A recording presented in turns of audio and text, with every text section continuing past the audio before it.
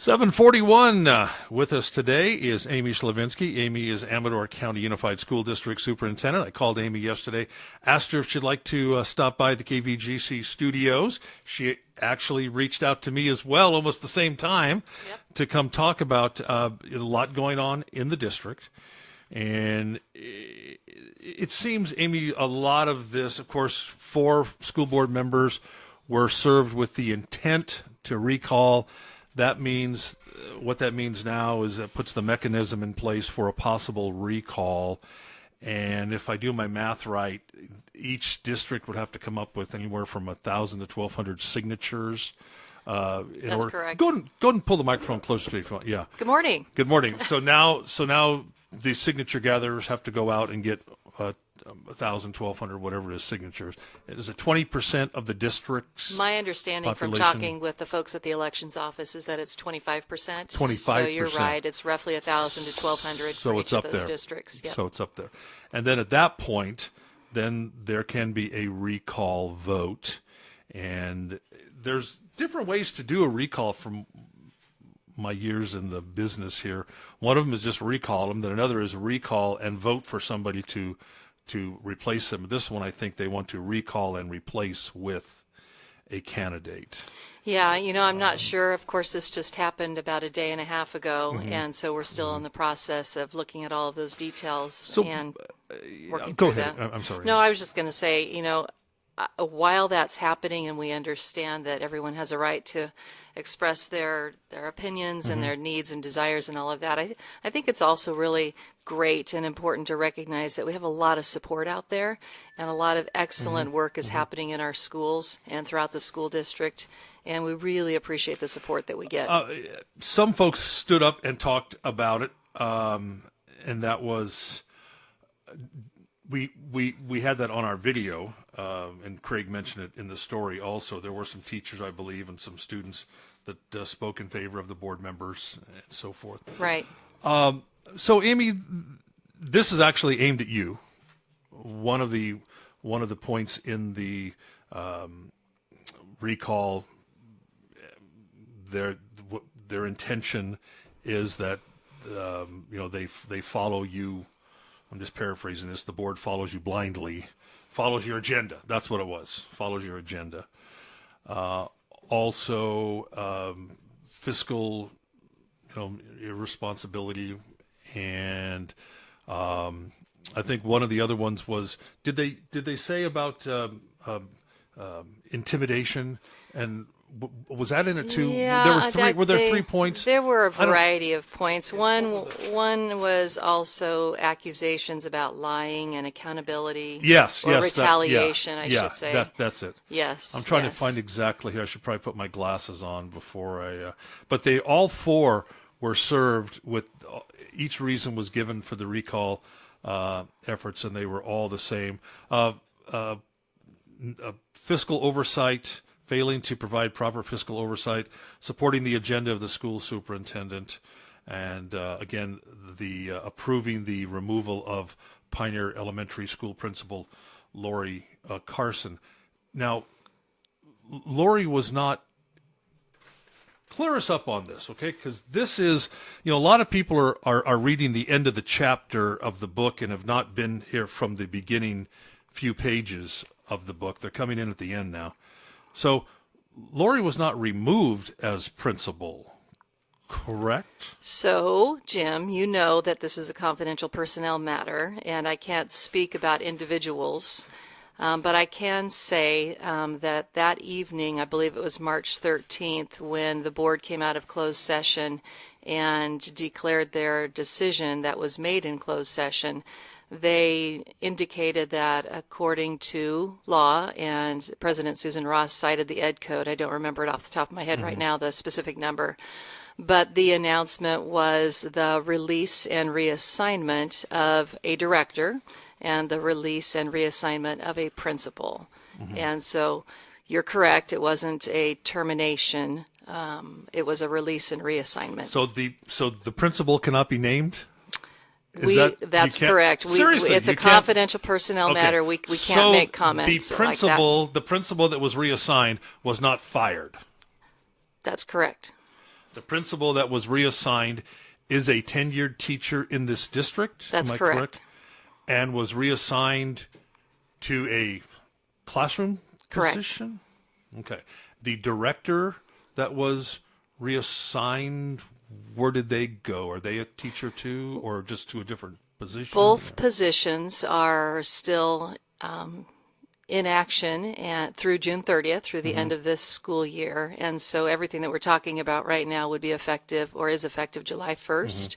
And so, yes, both of those positions. So you're at a disadvantage because Yes. those people, the people that were reassigned, Correct.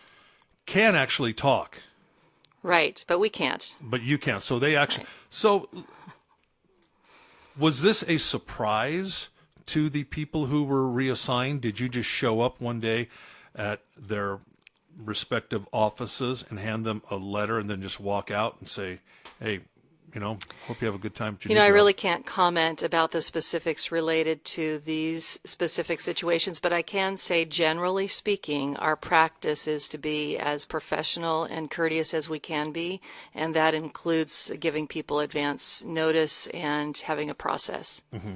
So this is not a surprise? This was not a surprise to the people? Again, I can't speak to the specifics of this specific What can situation. you say? I can What say, can you say I then? could say that, but I'd also love to talk about the accusations about retaliation.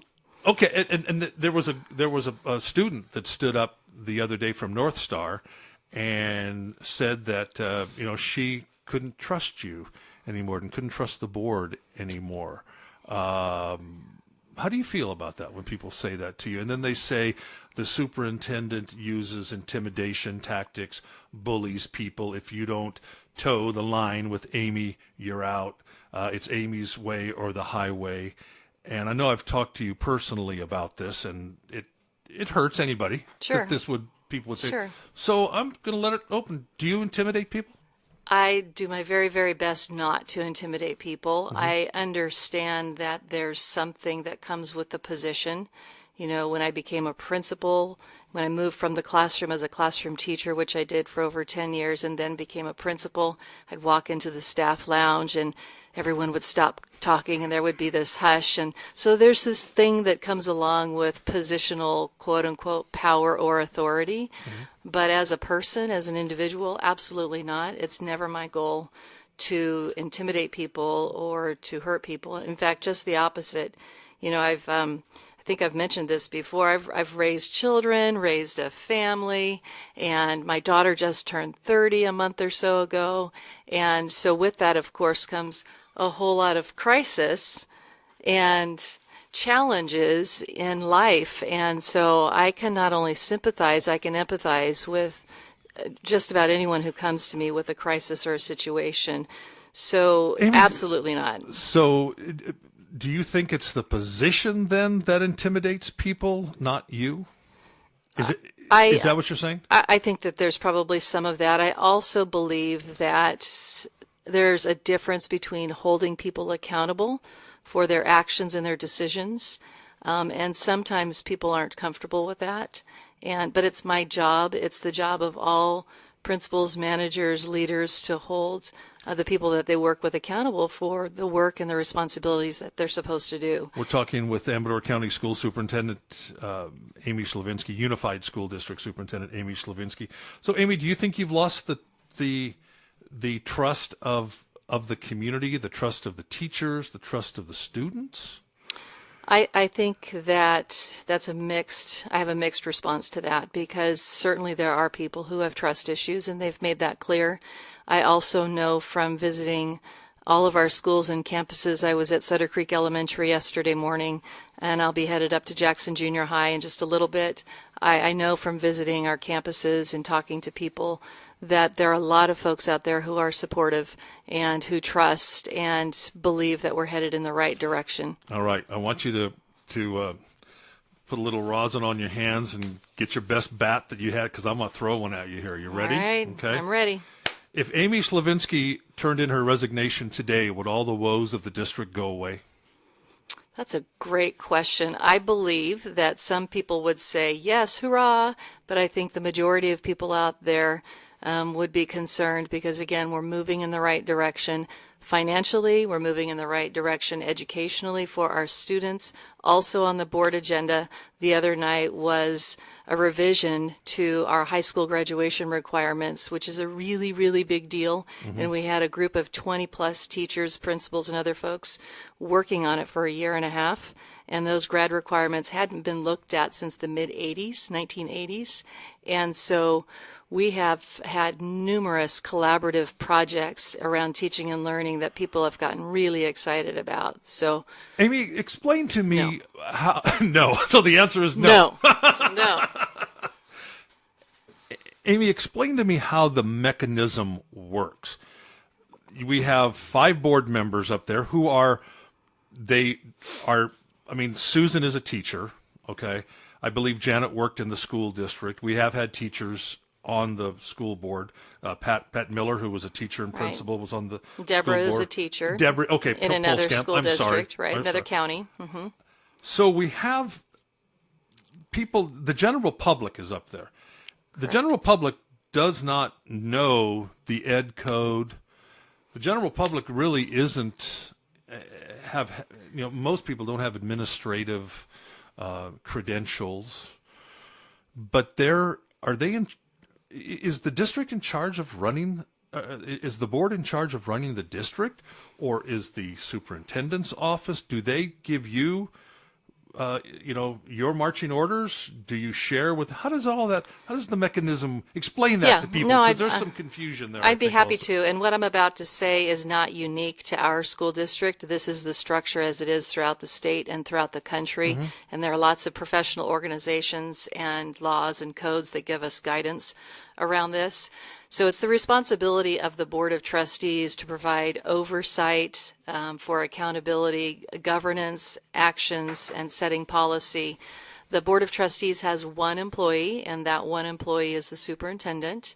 And then it's the superintendent's responsibility with his or her senior leadership staff, our cabinet, our assistant superintendents, directors, principals, vice principals, to handle the day-to-day operations of the schools in the school district. And so it's also my responsibility with that to help the board, the individual board members as well as the board as a whole, to learn their role, especially when they're new and coming onto the board for the first time. With the issue of the principal and the director, were those decisions made by you, or were those decisions made by your HR department? Is there a like you say, a cabinet that sits and reviews? Because do principals, do they go by contract every year, or is it every 2 years? Are they constantly reviewed? Yes. So all managers, administrators in the school district are on an annual contract, year by year, and that involves an evaluation and support process. All of us, myself included, set goals for the year. We've referred to them as SMART goals. SMART is an acronym that stands for something. You can Google it later. And so we all set goals, and each of our administrators has, we call them their person, their coach, or their immediate supervisor that works directly with them and helps them and supports them and gives them feedback. And so, yes, that happens. And so, Amy, this was not your decision to release these people from their contracts? It comes as a recommendation from staff, and then ultimately it's the decision of the board when it comes to personnel matters like this. You didn't say, "Yep, let's get rid of this person. Here's my hit list. This person did not follow my agenda. Get rid of them." It's a process. Okay. It's definitely a process. Does that bother you, Amy, when people say that? Does that bother you when I went, this is Amy's hit list? No, because that's what everybody talks about. It's on social media. This is Amy's hit list. Go get them. Go get them. And you have your bulldogs out there that work for you that go and get people. Does that bother you? It's concerning. Yes, it's concerning to me because I care very much about all of the people that we work with and support. Does that bother you that we've gotten this far? That the district has gone this far? That there are a group of people? I don't think, do you think this group speaks for the entire district, for every parent in the district?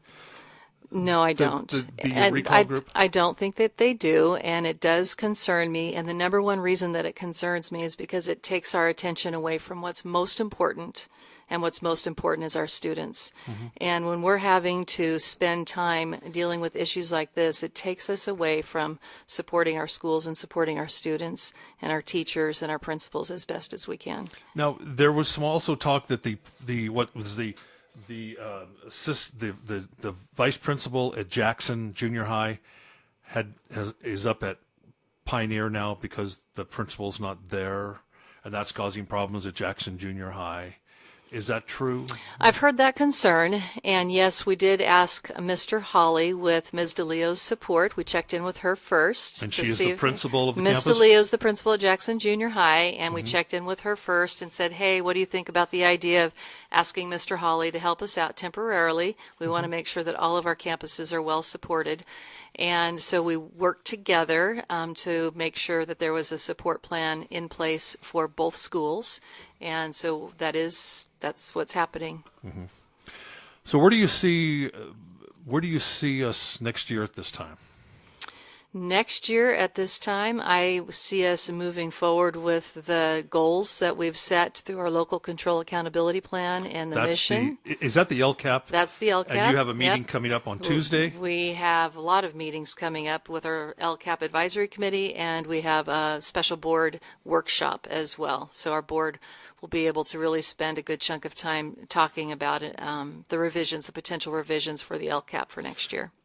Amy, we've only got about a minute left here, but do you think that we should get back to the days of reading, writing, and arithmetic and stop doing all this other crazy stuff? Well, we never left that because it's seriously literacy, reading and writing across all the content areas, whether it's history, social science, math, science, is still the focus of our work. And how do you argue when people say, all my kid learns is my kid is only being taught to take a test?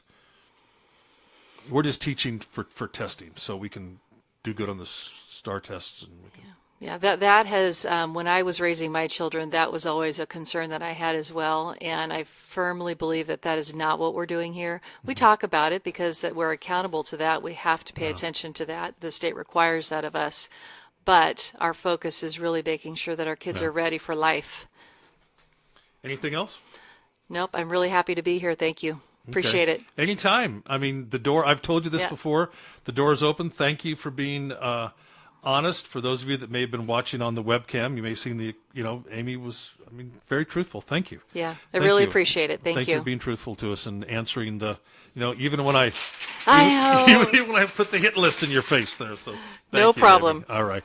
Amador County School Superintendent Amy Slavensky this morning. We've got news coming up at the top of the hour.